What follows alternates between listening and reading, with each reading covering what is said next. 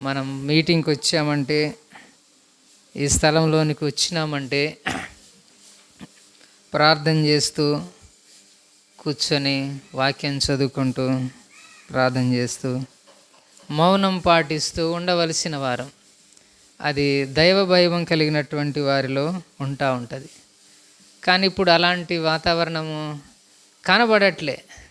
ఒకవేళ వచ్చినా కాలక్షేపం చేస్తూ ఉన్నారు, వచ్చినా ఏదో బయట కూర్చొని అటు ఇటు మాట్లాడుతూ ఉన్నారు, లేకపోతే ఫోన్లు పట్టుకొని అంటే ఆశ ఆ యొక్క దర్శనం నుంచి చాలా వరకు తప్పిపోతూ ఉన్నాం, చెడిపోతూ ఉన్నాం కూడా. కాబట్టి ఆ యొక్క దైవ భయాన్ని విడిచిపెడతా ఉంది మనలను. కాబట్టి అది ఆ విషయం కూడా గుర్తుంచుకోవాలా దేవుని యొక్క సన్నిధిలో. కాబట్టి వినయ భయభక్తులతో మరి కూర్చొని దేవుని వాక్యం వినాలా. మనకు తెలియకుండానే మనము చాలా ఆత్మీయ జీవితంలో చాలా కుదేలైపోతున్నామేమో తిరిగి మనం చూసుకోవాలి. ఈ సమయంలో దేవుని వాక్యముల నుంచి కీర్తన గ్రంథం 44వ అధ్యాయము 22వ వచనాన్ని చదువుకుందాం. కీర్తన గ్రంథం 44వ అధ్యాయము 22వ వచనం కలిసి చదువుకుందాం. ఈ మాట: నిన్ను బట్టి దినమెల్లా మేము వధింపబడుచున్నాము, వధకు సిద్ధమైన గొర్రెలమని మేము ఎంచబడుచున్నాము. చాలు. దేవుని యొక్క బిడ్డలు ఈ యొక్క ప్రవచనాన్ని పలుకుతూ వచ్చినారు. దేవుని యొక్క ఆత్మ ప్రేరేపణ చేత పలికించబడినటువంటి మాటలు ఇవి. నిన్ను బట్టి దినమెల్లా మేము వధింపబడుచున్నాము, వధకు సిద్ధమైన గొర్రెలమని మేము ఎంచబడతా ఉన్నాం. వధ కోసం మరి వధ కొరకు సిద్ధం చేసిన గొర్రెలమని ఎంచబడుతూ ఉన్నాం. కాబట్టి ఎలాంటి వారుగా ఎంచబడతా ఉన్నారని మనం చూస్తే వధకు సిద్ధమైన గొర్రెలుగా ఎంచబడతా ఉన్నారు. ఇక్కడ మనం చూస్తూ ఉంటాం, పెళ్ళిళ్ళ కాడ, ఏదైనా ఫంక్షన్ల కాడ మరి పశువులను తీసుకొచ్చి వధిస్తూ ఉంటారు. పెళ్ళి ఇంటి ముందు కనుక రేపు పెళ్ళన్నంగా ఇవాటిలాగా మేకపోతులను కట్టేసి ఉంచినారనుకోండి, దేనికి సిద్ధంగా ఉన్నాయి? దేవుని ప్రజలు అలాంటి వారిగా ఎంచబడుతున్నారు. దేనికి వాళ్ళు సిద్ధంగా ఉన్నారంటే వధ కోసం. అంటే కటింగ్ షాప్ ముందు, మనం కట్టికోడు కటింగ్ షాప్ ముందు కర్ర కట్టేసి ఉంచుతారు. వీటిని గొర్రెలు లేదా మేకలు. అవి దేనికి సిద్ధంగా ఉన్నాయి? కటింగ్ కొరకు సిద్ధంగా ఉన్నాయి. కాబట్టి దేవుని యొక్క ప్రజలు కూడా అలాంటి మేము సిద్ధమే అనేటువంటి సిద్ధపాటు కలిగినటువంటి జీవితాన్ని చూపిస్తూ ఉంటుంది. అందుకే దేవుని రోమీలకు రాసిన పత్రిక 12వ అధ్యాయంలో 1వ వచనంలో మనం చదివే మాటలే. ఎవరైనా గట్టిగా చదవండి. 12వ అధ్యాయం 1వ వచనం: కాబట్టి సహోదరులారా, పరిశుద్ధమును దేవునికి అనుకూలమునైన సజీవ యాగముగా మీ శరీరములను ఆయనకు సమర్పించుకొనుడని దేవుని వాత్సల్యమును బట్టి మిమ్మును బతిమాలు కొనుచున్నాను. ఇట్టి సేవ మీకు యుక్తమైనది. ఎట్లా అర్పించుకోవాలని చూస్తున్నామంటే, ఇది పరిశుద్ధము, దేవునికి అనుకూలమైన సజీవ యాగముగా మీ శరీరములను అర్పించుకొనండి. మనం బ్రతికే ఉన్నాము, కానీ బ్రతికి ఉన్న శరీరాన్ని దేవునికి సజీవంగా సమర్పించుకొని ఉండడం, అలాగూ ఉండి సేవ చేయడం అనేటువంటిది అది దేవునికి అనుకూలమైనది. అది దేవునికి ఇష్టమైంది, అదే యుక్తమైనటువంటి సేవగా కనబడుతుంది. కాబట్టి ఈ దినాలలో మనము బ్రతకడం కొరకు చేసే సేవ ఉంటుంది, బాగుపడడం కొరకు చేసే సేవ ఉంటుంది, సుఖపడడం కొరకు చేసే సేవ ఉంటుంది. కాబట్టి ఈ విధంగా సమకూర్చుకోవడానికి చేసే సేవ ఉంటుంది. కాబట్టి పేరు మర్యాదలు దొరుకుతాయని చేసే సేవ ఉంటుంది. కాబట్టి ఈ విధంగా సజీవయాగముగా సమర్పించుకొని చేసే సేవ దేవునికి అది ఇష్టమైంది. కాబట్టి అలాంటి వారు రోమీలకు రాసిన పత్రికలో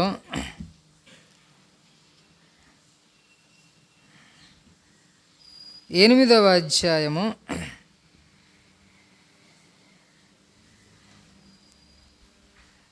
35వ వచనం చదువుదాం. క్రీస్తు ప్రేమ నుండి మనలను ఎడబాపు వాడెవడు?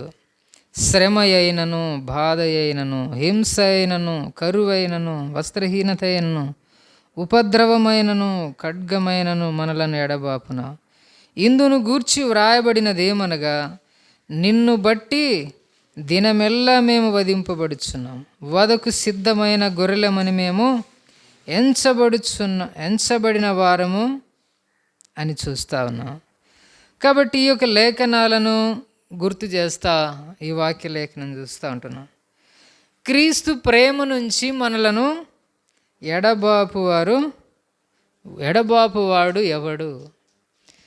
కాబట్టి దేవుడు మనలను ప్రేమించినటువంటి ప్రేమను మనం చూసినప్పుడు, ఎలా ప్రేమించినాడు దేవుడు, అదే మాట మనం యెషయా గ్రంథం 53వ అధ్యాయంలో మనం చదువుతూ ఉంటాము. 7వ వచనంలో, అతడు దౌర్జన్యము నొందెను, బాధింపబడినను అతడు నోరు తెరవలేదు, వదకు తేబడు గొర్రె పిల్లయు, బొచ్చు కత్తిరించు వానిదుట గొర్రెయు మౌనంగా నుండునట్లు అతడు నోరు తెరవలేదు. కాబట్టి యేసుక్రీస్తు ప్రభువారిని గూర్చినటువంటి లేఖనాలను మనం చూస్తా ఉన్నాం. అలాగుననే యేసుక్రీస్తు ప్రభువారు పిలాతు దగ్గర కూడా, వాళ్ళు నీ మీద ఎన్నెన్ని నేరాలు మోపుతా ఉన్నారో చూడు, ఆయన నోరు తెరవలేదు. ఆశ్చర్యపోయినాడు, ఏంటి ఈ మనిషి, ఇతనికి కోపము లేదా? ఇతని మీద ఇన్ని నిందలేస్తుంటే ఇతనికి బాధ లేదా? తిరిగి ద్వేషించలేడా? ఇంత మౌనంగా ఇవన్నీ ఎలా భరిస్తూ ఉన్నాడు అని. కాబట్టి ఆ విధంగా ప్రభు చెప్పినారు, ఎవరు నా ప్రాణాన్ని తీసుకోలేరు, నా అంతట నేనే దానిని పెడతా ఉన్నాను అని. కాబట్టి సేవ చేయించుకోవడానికి రాలేదు, సేవ చేయడం కొరకు, అనేకుల కొరకు క్రయధనముగా తన ప్రాణాన్ని ఇవ్వడం కొరకు వచ్చాను అని చెప్పినారు. కాబట్టి ఇది దేవుడు పరలోకములో నుంచి, అక్కడ నుంచే ఆలోచించి ఇష్టపడి ఈ లోకానికి వచ్చి తనను తాను అర్పించుకున్నాడు. అందుకే యేసుక్రీస్తు ప్రభువారి మరి కాళ్ళను చూసినప్పుడు, చేతులను చూసినప్పుడు, ఆయన ముఖమును చూసినప్పుడు, కాబట్టి ఆ విధంగా ఆయన గాయపరచబడుతూ వచ్చినాడు. మనం చేసినటువంటి మన దోషముల కొరకై ఆయన గాయపరచబడుతూ వచ్చినాడు. తనను తాను అప్పగించుకుంటూ వచ్చినాడు. యేసుప్రభు వారిని వారు దొరకబట్టుకోలేదు. యేసుప్రభువే వారికి దొరకాలని యేసుప్రభువే తనను తాను వారికి అప్పగించుకున్నాడు. ఎలాంటి మనుషుల చేతికి అప్పగించుకున్నాడు? ఏ మాత్రం దయ, ఏ మాత్రం కనికరం పుట్టని కఠినమైనటువంటి మనుషుల చేతిలో తనను తాను అప్పగించుకున్నాడు. కాబట్టి ఆయనను కొరడాలతో కొట్టి, తన మీద బరువైన సిలువ పెట్టి మోస్తూ ఉన్నప్పుడు ఆ సిలువను మోస్తూ కింద పడిపోయినాడు. ఇక చాలు అని ఏ హృదయానికి అనిపించలేదు, అయినా కొడుతూనే ఉన్నారు. కాబట్టి ఆ విధంగా మరలా సిలువను ఎత్తుకున్నాడు. ఆ యొక్క గొల్గొతా కొండ మీదకి ఎక్కిపోయినాడు. కాబట్టి ఆయన యొక్క ముఖాన్ని మనం చూసినప్పుడు ఆయన గడ్డం అంతా ఎండ్రికలు పెరికివేయబడి ఉంది, ముఖమంతా రక్తమయంగా మారిపోయింది. ఆయన చేతులలో మేకులు దిగిపోయి చెక్కకు దిగిపోయి కనబడతా ఉన్నాయి. ఆయన తలను చూసినప్పుడు పొడవైనటువంటి ముళ్ళు అవి ఎంత లోతులోనికి ఆ యొక్క తలలో దిగిపోయినాయి తెలియదు. ఎంత పోటు రావాల తల నుంచి. ఇలాంటి భయానకమైనటువంటి పరిస్థితిని తను పొందవలసి ఉంది అని తెలిసి కూడా తనను తాను ఏం చేసుకున్నాడు, అర్పించుకున్నాడు. అది సిద్ధమైన గొర్రెలాగా, దేనికి, వధకు సిద్ధమైన గొర్రెలాగా. అలాగే బొచ్చు కత్తిరించు అనేదిట గొర్రె ఎలా ఉంటుందో అలాగూ తనను తాను అర్పించుకున్నాడు. కాబట్టి ఆ యొక్క ఆ దృశ్యం అనేటువంటిది ఆ హృదయంలో జరిగినప్పుడు ఆ యొక్క వ్యక్తి జీవితం కూడా అలాగనే మారుతూ ఉంది. దేవునికి ఏం తక్కువైంది? మనం వాక్యం వింటున్నాం, ఆయన సమీపింపరాని తేజస్సులో అమరత్వం కలిగినటువంటి దేవుడై ఉన్నాడు. యేసు ప్రభువారిని మనం చూస్తాం. ఆయన తండ్రితో పాటు కూర్చొని ఉండుట గొప్ప భాగ్యమని ఎంచుకొనలేదు, కానీ మనుషుల పోలికగా పుట్టి దాసుని స్వరూపం ధరించుకొని తన్ను తానే రిక్తునిగా చేసుకొనెను. తన్ను తానే రిక్తునిగా ఆ సిలువ మరణానికి తనను తానే అప్పగించుకున్నాడు. ఇది అర్పించుకునేటువంటి జీవితం. ఏదో హఠాత్తుగా జరిగింది కాదు. సజీవంగా ఉన్నప్పుడే, మహిమలో ఉన్నప్పుడే, ఆరాధించబడుచు ఉన్నప్పుడే అర్పించుకున్న జీవితం. మనమైతే దేవునికి ఎప్పుడు అర్పించుకుంటాం? ఏదైనా రోగం వచ్చి చచ్చిపోయే స్థితికి వెళ్ళినాక, ప్రభువా ఇక నుంచి బతికుంటే నీ సేవే చేస్తాను. ప్రభు మహిమలో ఆరాధించబడుతూ మన కొరకు తనను తాను అర్పించుకొని ఈ లోకానికి వచ్చినాడు. కనుక ఆ విధంగా ప్రభు యొక్క అర్పణ మనం చూస్తూ ఉన్నాం. అలాగే మన జీవితంలో మరి ఆ యొక్క కార్యం అనేటువంటిది దేవుని బిడల్లో కనబడతా ఉంది. మనం ఈ రోమీయులకు రాసిన పత్రిక 8వ అధ్యాయం చదువుకున్నాం. క్రీస్తు ప్రేమ నుండి మనలను ఎడబాబువాడు ఎవడు? శ్రమ అయినా, బాధ అయినా, హింస అయినా, కరువైనా, వస్త్రహీనత అయినా, ఉపద్రవమైన, ఖడ్గమైన మనలను ఎడబాపునా. నిజంగా ఇలాంటి పరిస్థితుల గుండా దేవుని బిడలు పోయినారు. భయంకరమైన శ్రమలు వచ్చినాయి, బాధలు వచ్చినాయి, హింస చెలరేగింది, కరువు వచ్చింది, వస్త్రహీనత వచ్చింది, ఉపద్రవాలు, ఖడ్గం వచ్చింది. వాక్యం వింటాం మనం. హెబ్రీయులకు రాసిన పత్రిక 11వ అధ్యాయం. రాళ్లతో కొట్టబడినారు, రంపాలతో కోయబడుతూ వచ్చినారు, గొర్రె చర్మాలు, మేక చర్మాలు వేసుకొని అడవుల్లో సొరంగాలు తలదాచుకున్నారు. కానీ దేవుని నుంచి ఆ శ్రమలు వారిని వేరు చేయగలిగినాయా? ఆ దేవుని ప్రేమ నుంచి వేరు చేయలేకపోతూ వచ్చినాయి. దేవుడే నా కొరకై మానవుడై నా కొరకై సిలువకు అప్పగించుకుంటే నా శరీరాన్ని నేను కాపాడుకోవడానికి, నా ప్రాణాన్ని నేను కాపాడుకోవడానికి.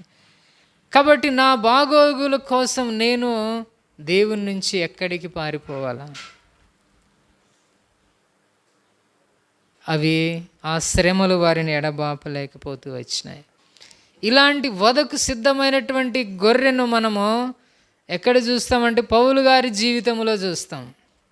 తన జీవితంలో కూడా ఎన్నో శ్రమలు, చలిలో, దిగంబరత్వముతో, ఆకలి దప్పికతో, జాగరణతో, ఇలా ఎన్నో బాధలు తను చెప్పుకుంటూ వచ్చినాడు. చెప్పడానికి ఇంక చాలా ఉన్నాయన్నాడు. అయినా ఇబ్బందులు, హింసల్లో కూడా నేను సంతోషిస్తూ ఉన్నాను. క్రీస్తు నిమిత్తం కలిగినటువంటి ఆ శ్రమలన్నిటి యందు నేను ఆనందిస్తూ ఉన్నాను. అమ్మో ఇన్ని బాధల, నాకు ఇంకా దేవుడు వద్దు, ఏమొద్దు, అనేటువంటి స్థితి కాదు, వాటన్నిటిలో కూడా తనను తాను సిద్ధపరుచుకున్నాడు. అదే పౌలు గారు ఇంకా ఏమని చెప్తూ వచ్చినారు, ఇదే వధకు సిద్ధమైన గొర్రె లాంటి జీవితాన్ని చూపిస్తూ ఉంది. అపోస్తలుల కార్యములు 21వ అధ్యాయంలో 13వ వచనం చదువుదాం. ఈ మాట వినినప్పుడు మేమును అక్కడి వారును యెరూషలేమునకు వెళ్ళవద్దని అతని బతిమాలుకుంటాము. కానీ పౌలు, ఇదెందుకు మీరు ఏడ్చి నా గుండె బద్దలు చేసేదరేలా? నేనైతే ప్రభు అయిన యేసు నామము నిమిత్తము యెరూషలేములో బంధింపబడుటకు మాత్రమే గాక చనిపోవుటకును సిద్ధముగా ఉన్నానని చెప్పాను. కాబట్టి వధకు సిద్ధమైనటువంటి గొర్రెలమని ఎంచబడుచున్నామనే వాక్యం చూస్తూ ఉన్నాం కదా. కాబట్టి పౌలు గారి జీవితాన్ని మనం చూస్తే, అక్కడికి వెళ్తే నిన్ను ఇట్లా పట్టుకుంటారంట, ఇట్లా కట్టేస్తారంట, ఇలాంటి బంధకాలు నీ కొరకు కాచుకొని ఉన్నాయి, సిద్ధంగా ఈ పరిస్థితి నీ కొరకే ఇవి సిద్ధపడి ఉన్నాయంటే, యెరూషలేములో నేను ఇట్లా బంధించబడడం కాదు, చనిపోవడానికి కూడా నేను సిద్ధంగా ఉన్నాను. ఇదే వధకు సిద్ధమైన గొర్రె. దేవుని కొరికై శ్రమలే కాదు, హింసలే కాదు, ప్రాణాన్ని కూడా అర్పించడానికి సిద్ధంగా ఉన్నాననేటువంటి జీవితం. ఇలాంటి సిద్ధపాటు ఎలా వచ్చింది అని చూస్తే, ఇది కలువరి సిలువను చూసినప్పుడు వచ్చింది. వాస్తవంగా మన జీవితాన్ని దేవుని చేతిలో పెడితే దాని యొక్క విలువ ఎంత విలువ కలిగిందో మనకు తెలుసు. మానవుని యొక్క ఆయుష్ను గురించి వాక్యములో మనకు తెలిసిన విషయాలే. మనం ఎలాంటి వారమంట, ఒకటి గుర్తు చేస్తాను, మనము అంతలో కనబడి మాయమైపోయే ఆవిరి వంటి వారు. నెక్స్ట్ చెప్పండి, ఇంకెలాంటి వారం? గడ్డి పువ్వు లాంటి వారు. ఇంకెలాంటి వారం? గట్టిగా చెప్పాలి. నీటి బుడగ లాంటి వారం. ఇంకా గట్టిగా చెప్పాలి, అర్థం కాలే. జారిపోయే బిందువు లాంటి వారు. ఇంకా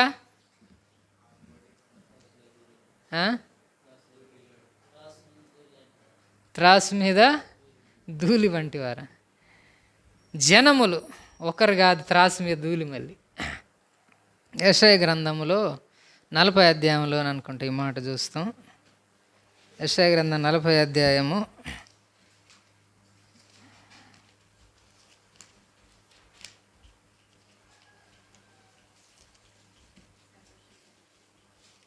'ఓ మానవ ఒక్కసారి ఆలోచించుకుని జీవితం' పాడతారా? జాషువన్నా వచ్చా? ఓ మానవ ఒక్కసారి ఆలోచించుకో నీ జీవితం.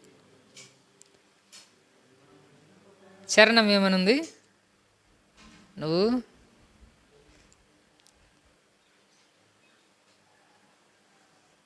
పగిలిపోయే కొండ వంట, జారిపోయే బిందు వంట, ఎగిరిపోయే దుమ్ము వంట. కాబట్టి పాట కూడా ఒకటి ఉంది, నాకు పూర్తి గుర్తులేదు. కానీ యెషయా గ్రంథం 40వ అధ్యాయంలో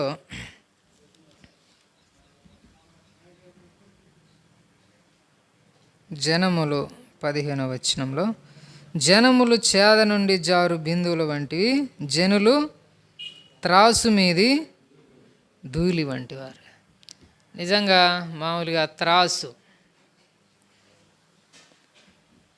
ఈ లోకంలో ఉన్నటువంటి మానవ జాతిని అంతటిని చూసినా కూడా ఏమాత్రం ఎన్నిక చేయలేనటువంటి విధంగా కనబడతా ఉంది. ఇక్కడ ఒక త్రాసులో ముందు దుకాణం ముందు త్రాసు పెట్టి ఆయన అమ్ముకునేటువంటి వ్యక్తి పెట్టుకొని ఉంటాడు.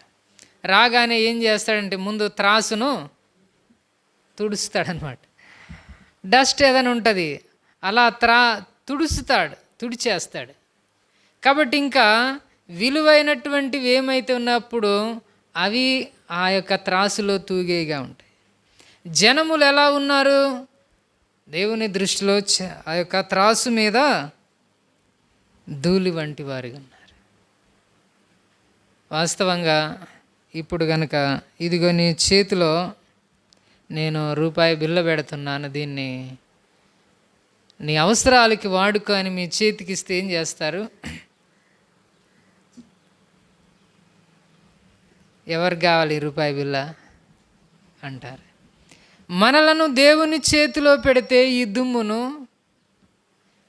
మరి దేవుడు ఏం చేయాలి? దీన్ని తీసుకోవాలా, పడేయాలా, వదిలేయాలా?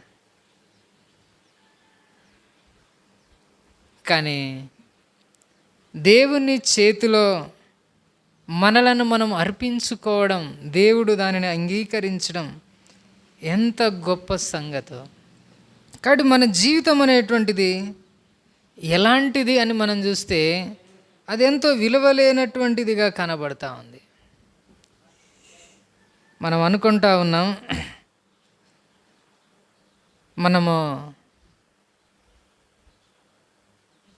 మన జీవితం ఎంత ఉపయోగం లేనటువంటిదిగా ఉంటుందో. ఈ 2 రోజుల క్రితం ఒక ఆయన వాక్యం చెప్తా ఉన్నది విన్నా.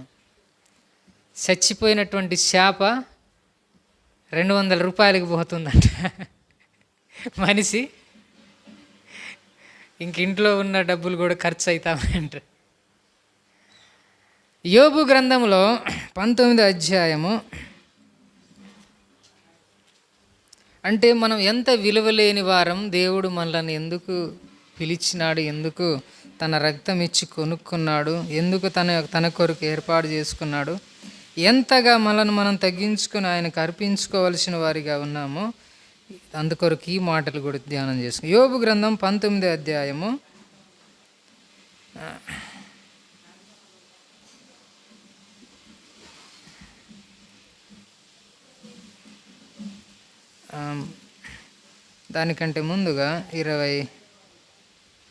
24వ అధ్యాయము 19వ వచనం చదువు.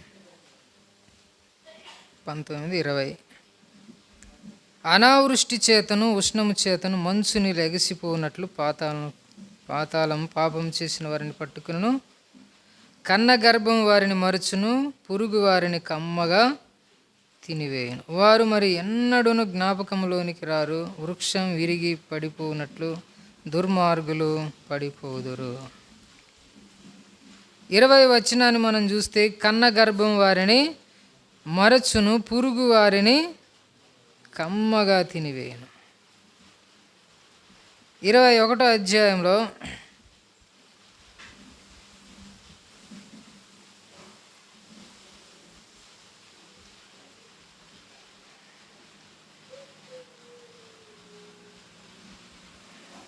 పురుగులు వారి కింద వ్యాపిస్తూ ఉన్నాయనే మాట ఉంటుంది.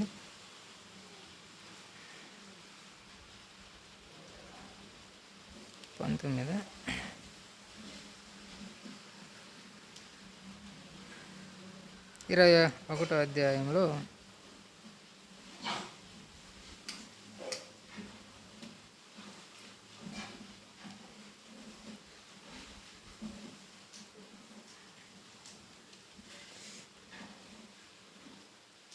ఇరవై 26వ వచనం చదువుదాం.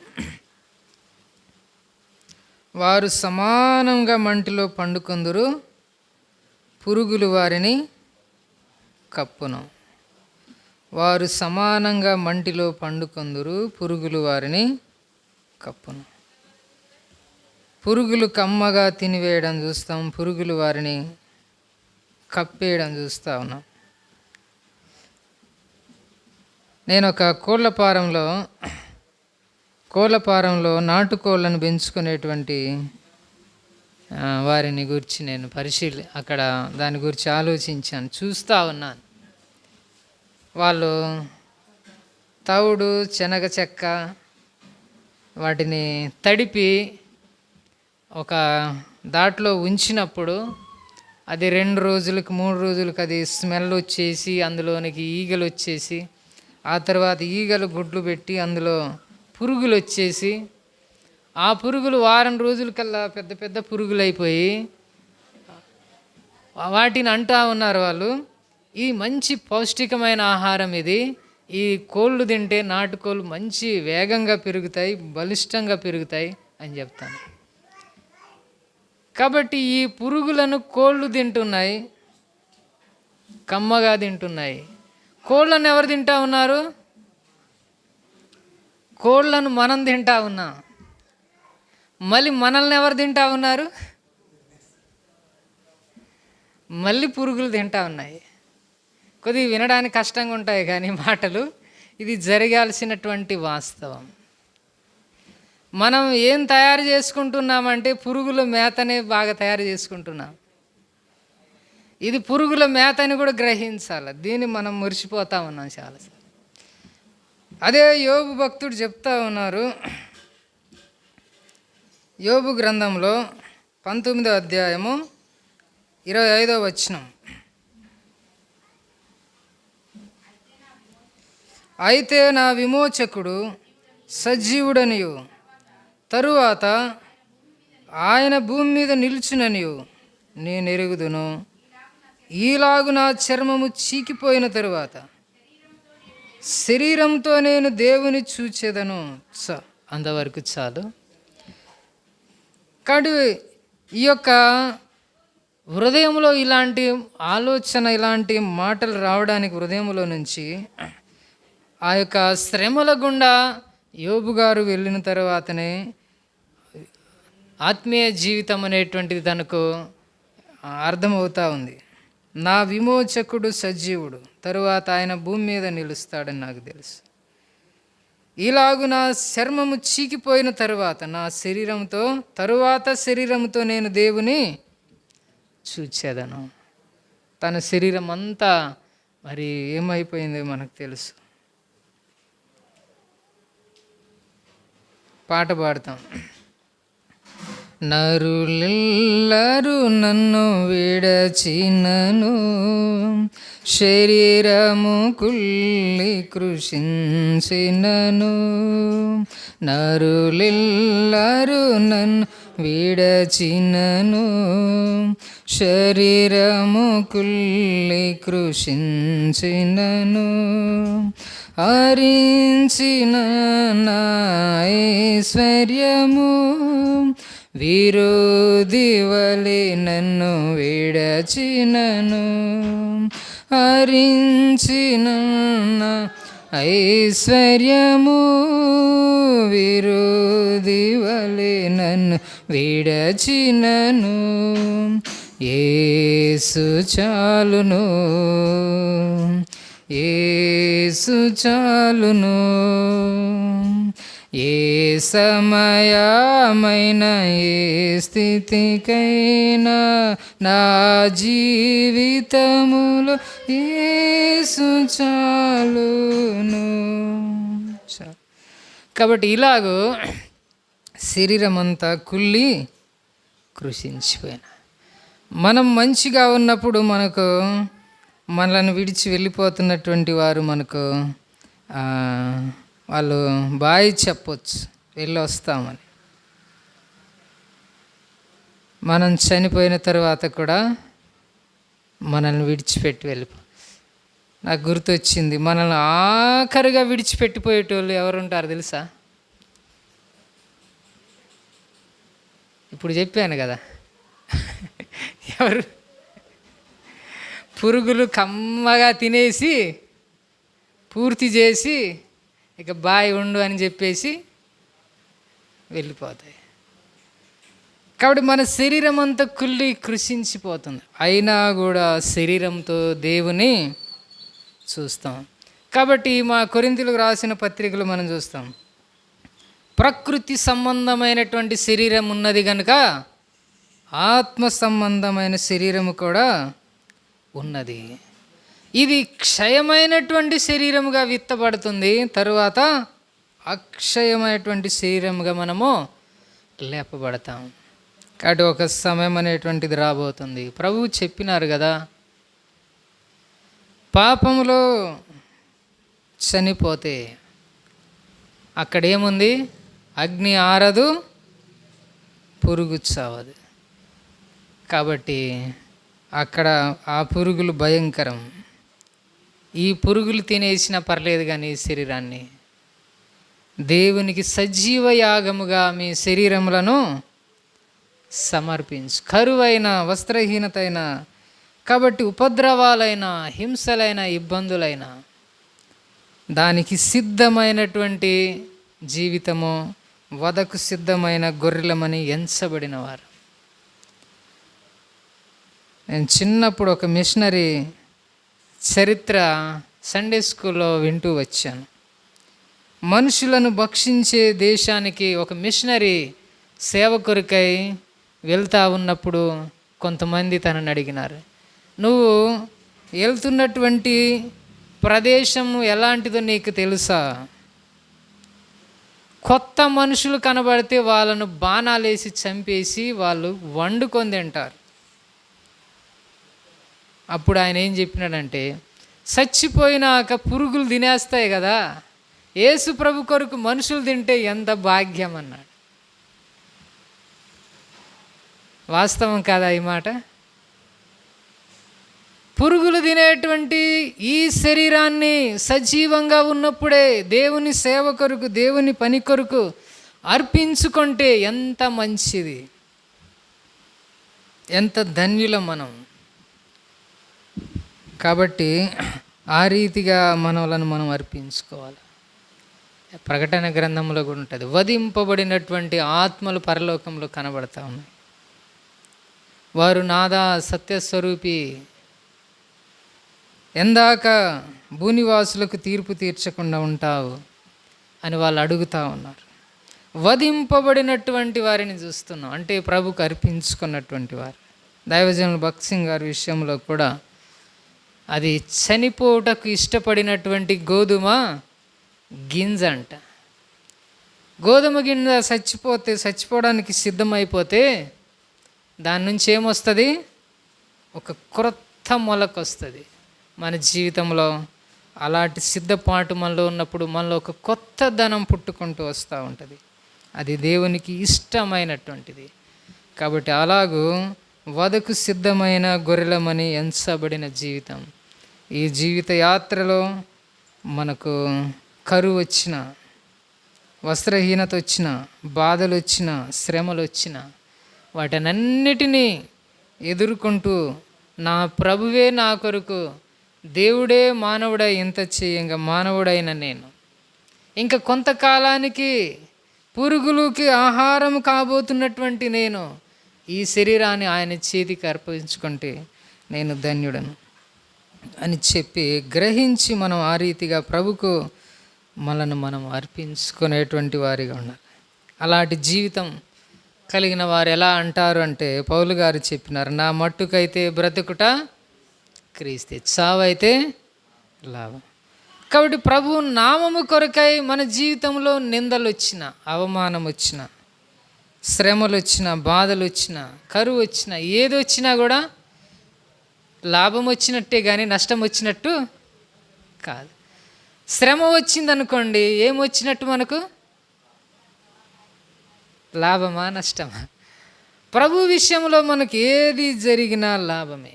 అందుకే వాక్యంలో దేవుని ప్రేమించు వారికి మేలు కలగడానికి సమస్తము కూడా సమకూడే జరుగుతున్నాయి. అమ్మో నా బ్రతుకులు, నాకేనా ఈ పరిస్థితి, నాకేనా ఈ బాధ, అంత మంచిగానే ఉంటున్నారు, నాకే వస్తుందంటే నీకే లాభం వస్తుంది అనుకోవాలి. ఒకరోజు సువార్తకి వెళ్తే ఒక చోట ఆయన ఒక ఇంటి వ్యక్తి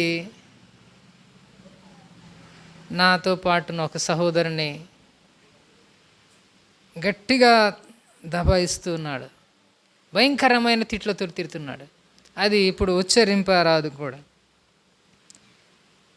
సరే వెళ్ళిపోతున్నా కూడా తిడతా ఉన్నాడు. ఈలోగా ఇంకొక బ్రదర్ వచ్చిండు భద్రాచలంలోనే. ఆయనకు తెలియక ఆయన ఇంటికే పోతా ఉన్నాడు. పిలుస్తా ఉన్నా ఆయన వెళ్ళిపోయిండు అదే ఇంటికి. అన్నా ఉన్నారా అని తట్టిండు. ఇక ఈ బయటికి వచ్చిన ఇన్ని తిట్లు తిట్టినాడు. ఆయన ఏమంటాడు? అన్న పర్లేదన్నా వెళ్ళండి అన్నాడు ఆయన్ని. ఆయన వచ్చేసినాడు. ఈ ముందులోని ఇంతగానో మేము తిట్టిండి అనుకోండి, ఎందుకు మంచి గౌరవించి పంపించిన అర్థం కాలే. ఈయన ఒకటే బాధపడతా ఉన్నాడు. అరే తిడితే సువార్తకు అందరిని తిట్టాలా, నన్నే ముఖం పట్టుకొని ఇంతగానం తిట్టిండు, ఆయనను మాత్రం ఏమని. ఈయన బాధ ఏంటంటే ఆయనను ఎందుకు వదిలేసి నన్ను ఎందుకు తిట్టిండని. కొన్నిసార్లు ఇలాంటి వాతావరణం మనకు ఎదురవుతుంది. అది ఆ విషయమే కాదు, ఏ విషయంలోనైనా నాకేనా, అప్పుడు ఏం గ్రహించాలి మనం,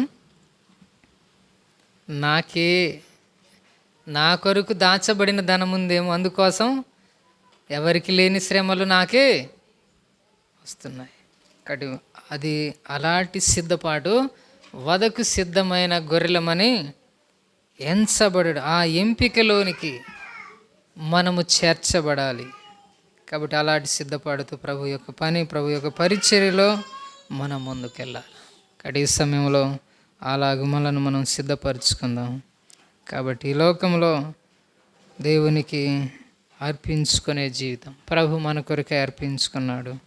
ఆయన యవ్వన శరీరాన్ని నిండు యవ్వనుడుగా ఉండి, అలాగూ మనం కూడా సజీవ యాగముగా అర్పించుకుని సేవ చేయుట మన నుంచి ప్రభు ఆశిస్తూ ఉన్నాడు. ఆ రీతిగా మనల్ని మనం సిద్ధపరచుకుని ప్రభు సేవ కొరకై ముందుకు సాగు. దేవుడి వాక్యాన్ని దీవించునుగాక. సరే, మోషే బ్రదర్ ఒక చరణం పాడుకున్నాం.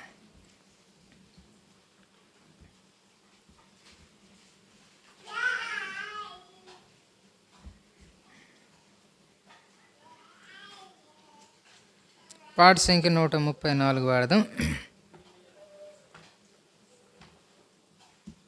మొదటి 2 వచ్చి చరణాలు పాడుకొని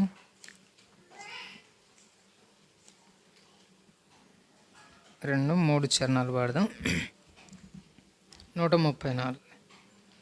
మహాగణుడు మహోన్నతుడు పరిశుద్ధుడు నిత్య నివాసి, మహాగణుడు మహోన్నతుడు పరిశుద్ధుడు నిత్య నివాసి, మా సామర్థ్యము పునరుద్ధరణము, మా జీవము మా రక్షణ నిధి, మా సామర్థ్యము పునరుద్ధరణము,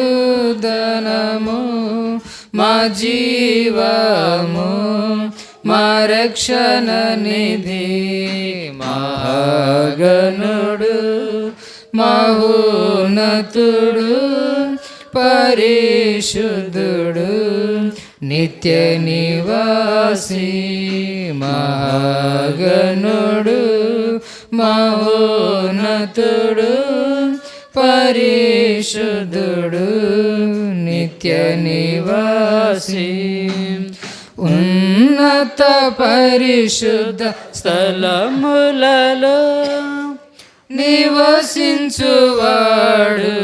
పరిశుద్ధుడు, ఉన్నత పరిశుద్ధ స్థలములలో నివసించువాడు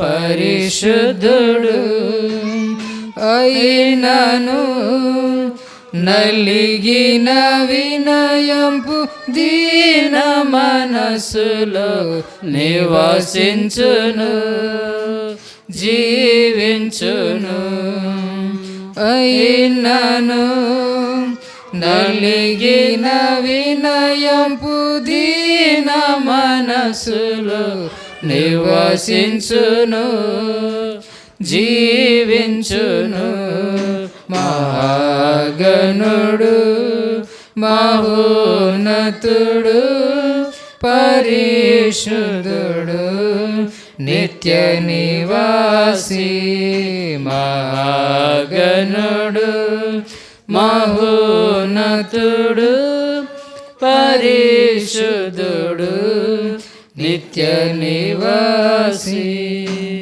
దినమెల్ల ప్రభుకై వదింప బడియున్నట్టి గొర్రెలము. దినమెల్ల ప్రభుకై వధింప బడియున్నటి గొర్రెలము. అయినను ప్రేమించిన వాని ప్రేమను బట్టి పొందితిమి విజయమును.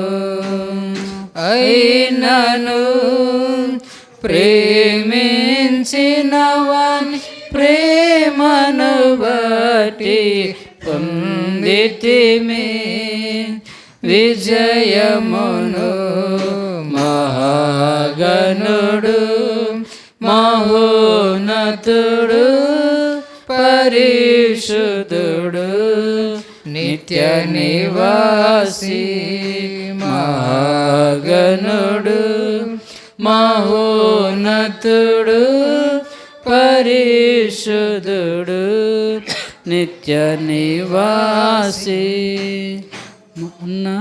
చాలు, సరే, ప్రార్థనలోనికి వెళ్తున్నాం. కాబట్టి ఈ సమయంలో దేవుని యొక్క పని కొరకై ప్రభు ఏ విధంగా అయితే వధింపబడడానికి సిద్ధమైన గొర్రెలాగా తనను తాను అర్పించుకున్నాడు. క్రూరమైన అతి భయంకరమైన